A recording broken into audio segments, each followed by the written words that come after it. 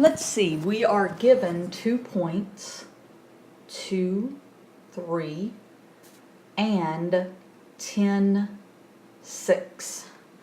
And we want to find the slope, and then we want to find the standard form of the equation, and then what is the equation of the line in slope-intercept form. Alright, so the slope is the differences in the y's over the differences in the x's.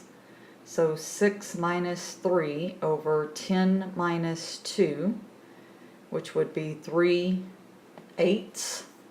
So that's my slope. Then it says, put this in the standard form of the equation of the line. Well, what might be easiest to do is, since I have a point and I have a slope, I could use the whole y minus y1 equals m times x minus x1, where, I don't know, let's use this point because those numbers are smaller. That way I don't have to think, right? So this would be y minus 3 equals, I just found my slope, 3/8, and then x minus 2. So I've just plugged in all of that information. Now the standard form of the equation of a line, so standard form is this whole ax plus by equals c. In other words, it's get all your variables on one side and then your numbers on the other.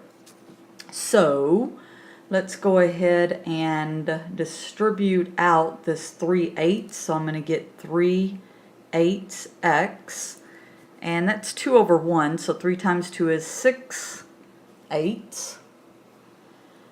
And I'm going to, I have the y on this side, so I'm going to go ahead and subtract the 3/8x on both sides, and then equals minus 6/8 plus 3. So what I did is I moved that over there and I moved that over there. Alright, so now I have y minus 3/8x equals negative 6/8. And oh boy, there's fractions. So I need to get a common denominator, which would be 8. So that 3 becomes 24 over 8. Running out of room here. And now I have y minus 3/8x equals, well, 24 minus 6 would be 18 over 8. And the only part that's kind of weird with the standard form is we don't like things to be in fractions. And we like our first term to be our x term, and we like it to be positive.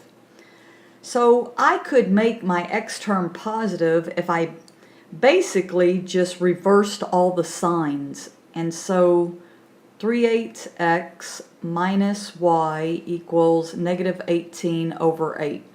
Or you could say what I did is I multiplied every term by -1. Because remember, in algebra you can do whatever you want as long as you do it to every term.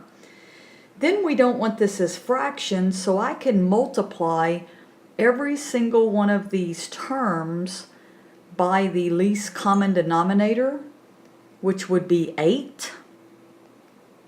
So if I multiply 3/8 by 8, of course the 8 goes away, and I just get 3x. If I multiply y by 8, I get 8y. And then finally this last one I multiply by 8, that gives me negative 18. So this would be in the standard form. But wait, there's more. Now they want you to put this in, what is the equation of the line in slope-intercept form? Well, slope-intercept form is just taking and solving for y. So I probably, well, heck, let's just use this one. I was going to say I'd go back up to the other one, but this will work.